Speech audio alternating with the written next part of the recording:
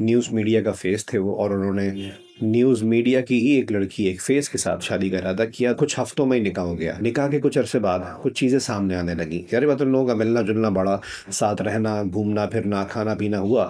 तो उस खातून का, उस लड़की का कोई पास्ट निकल आया जो उस लड़की ने पहले नहीं बताया था। कुछ अरसे बाद हुआ क्या कि उस लड़की का जो पास्ट था, उसने किसी तरीके से मेरे इस दोस्त को कराची के एक रेस्टोरेंट में बुलवाया। वहाँ उसको बुला के पहले कुछ चीज़ें दिखाई गई, फिर वहीं पर बंदूक की नोक पर उसको धमकाया भी गया। वहाँ से वो ये कमिट करके निकला कि मैं उस लड़की को छोड़ दूंगा और मैं रुखसती तक ये मामला नहीं जाने दूंगा। अच्छा, ये बात उस लड़की तक इन द मीनवाइल पहुँच गई थी कि ऐसा उसके पास्ट ने ये हरकत की है।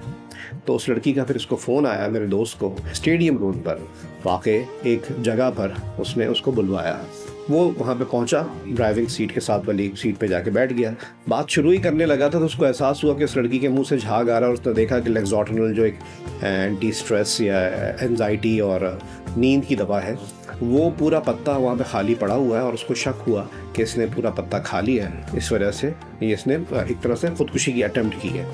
वो वहाँ पे उसको किसी तरीके से गाड़ी की पिछली सीट पे डाला और उसको स्टेडियम रोड पर वाक़ई एक तिब्बी मरकज़, एक बड़े तिब्बी मरकज़ में लेकर गया, और वहाँ पर उसका वही स्टमक क्लीन वगैरह जो भी होता है वो करवाया। वो दिन तो सारा मामला ख़त्म हो गया, और उस वक्त पे मुझे लगता था कि शादी नहीं करेगा।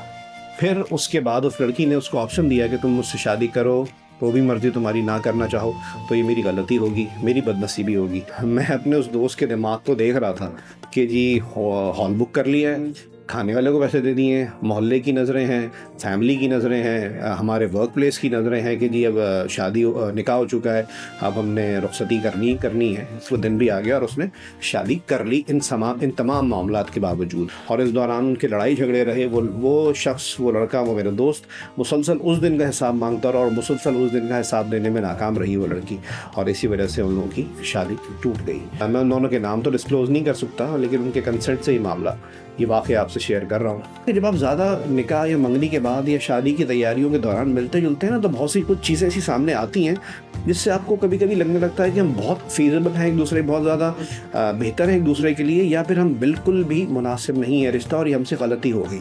उस वक्त हमें क्या चीज़ें रोकती हैं? ये सोशल प्रेशर, ये स्पेंड